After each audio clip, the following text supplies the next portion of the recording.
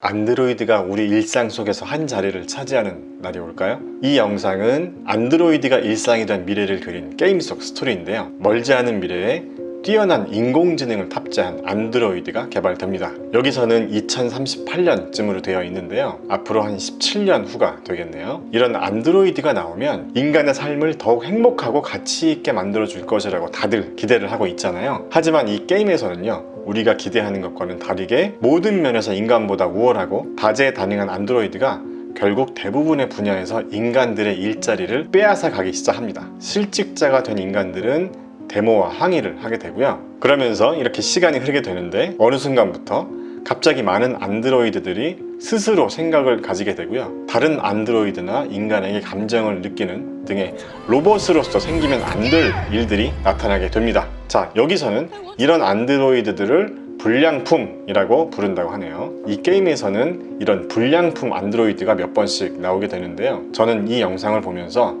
진짜 이런 일이 일어날 수도 있겠다 는 생각을 했거든요. 가사 도우미 일을 하는 로봇이 불량이 나게 되면서 안드로이드라면 소지하면 안 되는 이 총을 몰래 챙기고 이 가족을 살해해버립니다. 그리고는 딸을 붙잡고 인질극을 벌이게 되죠. 여기 이 안드로이드는 범죄 전문 수사 로봇인데요. 인간이 쩔쩔매고 있는 이 사건을 혼자서 현장을 분석하고 오감을 활용해서 인간보다 훨씬 뛰어난 능력으로 사건을 해결해 나갑니다. 이야, 이거 진짜 미래에는 로봇한테 현장 지시받고 인간은 들러리가 되는 날이 올 수도 있겠네요. 자, 불량품과 마주한 범죄 수사 전문 이 로봇은 이미 감정이 불안한 상태인 이 불량품을 탁월한 협상 능력까지 보이면서 불량품의 마음을 안정시키기도 하고요. 이렇게 사건을 깔끔하게 마무리하고 안전하게 인지를 구출해 버립니다. 자, 그리고 이번에는 또 다른 안드로이드가 나오는데요. 얘는 노인 복지사 내지 가사 도우미 로봇입니다. 아침마다 이 노인에게 필요한 약을 챙겨주고 씻겨주기도 하고요. 또 같이 체스나 말상대까지 해주면서 이 노인은 진짜 아들보다 곁에 있는 이 안드로이드를 더 의지하게 됩니다. 자, 그러다가 진짜 아들이 찾아오게 되는데요. 이 아들은 자기보다 안드로이드를 더 챙기는 아버지의 모습에 질투를 느끼게 됩니다. 그리고 안드로이드에게도 적개심을 갖게 되죠. 자, 이런 모습을 보면서 앞으로 인공지능 시대가 오면 우리가 지금보다 더 행복해질 수 있을까 하는 생각도 하게 되는데요. 오늘 영상은 복잡한 기업 분석보다는 우리가 미래를 한번 상상해 보면서 투자 아이디어를 한번 떠올려 보자는 거니까요. 그냥 가볍게 봐주세요. 자, 이번에는 또 다른 상황입니다. 한 남자가 안드로이드를 사러 왔는데요. 이 아저씨도 안드로이드가 상용화되면서 실직을 당한 상황입니다. 하지만 아이러니하게도 혼자 있는 딸을 돌보기 위해서 또 안드로이드가 필요한 상황이 온 거죠. 이 아저씨는 안드로이드로 인해서 실직했다는 불만을 계속 집에서 표출하는데요. 결국 그 타겟은 딸을 향하게 됩니다. 말도 안 되는 이유로 자기 딸에게 트집 잡고 학대하고 폭행까지 하는데요. 이 모습을 본 가정부 안드로이드가 혼자 생각을 하고 있어요. 인간이 만들어 놓은 알고리즘에 버그가 생겨서 이 알고리즘대로 동작하지 않게 되는 거죠. 자, 이렇게 본인의 시스템을 깨부수면서 이 주인이 아빠의 명령을 어기고 딸을 보호하기 위해서 자의적으로 불량품이 되어버립니다. 자, 테슬라의 일론 머스크가 말했던 인공지능 시대가 오면 인간이 위험해질 수도 있다, 뭐 이런 얘기들이, 이런 상황들이겠죠. 이런 일들을 미리 대비하기 위해서 우리 인간도 사이보그가 돼야 한다 라며 만든 회사가 뉴럴링크잖아요. 예전에 미주부 영상에서도 한번 다뤘었죠. 원숭이 뇌에 칩을 심어서 원숭이가 생각만으로 이렇게 게임 컨트롤을 하고 있는 실험이 성공했다고 하죠. 자, 이렇게 지금까지 인공지능과 로봇의 미래에 대해서 한번 상상해 봤는데요. 아까 봤던 일들이 일상이 되는 시대가 온다면 여러 가지 면에서 분명 인간이 더 편안한 생활을 할 수 있겠죠.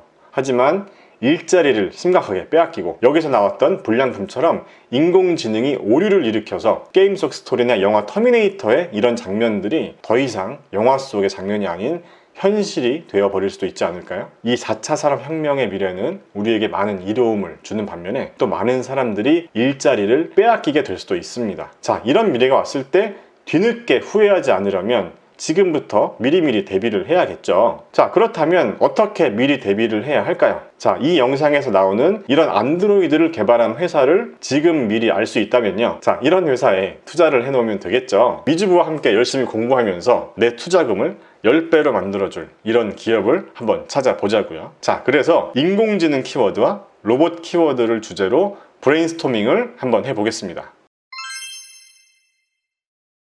자, 우리 미주부 채널을 오래전부터 구독하신 분들이면 이 화면 많이 보셨죠? 인공지능과 로봇 키워드에 대해서 조금 더 깊이 있게 한번 브레인스토밍을 한번 해보겠습니다.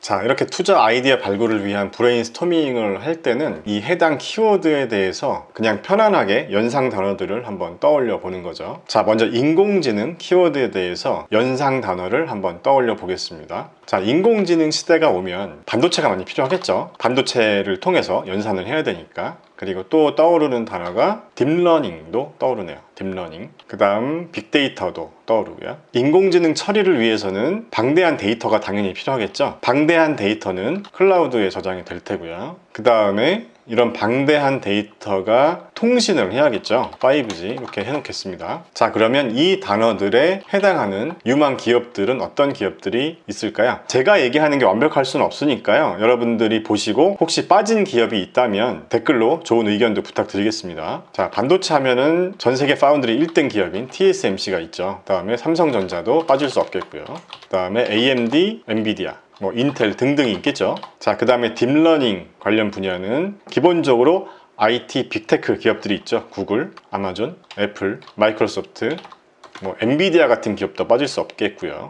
중국의 바이두 같은 기업도 이쪽 분야에서 굉장히 기술력이 있다고 알고 있습니다. 자, 그 다음에 빅데이터 하면 떠오르는 기업들이 어떤 기업이 있을까요? 팔란티어가 있겠죠. 팔란티어.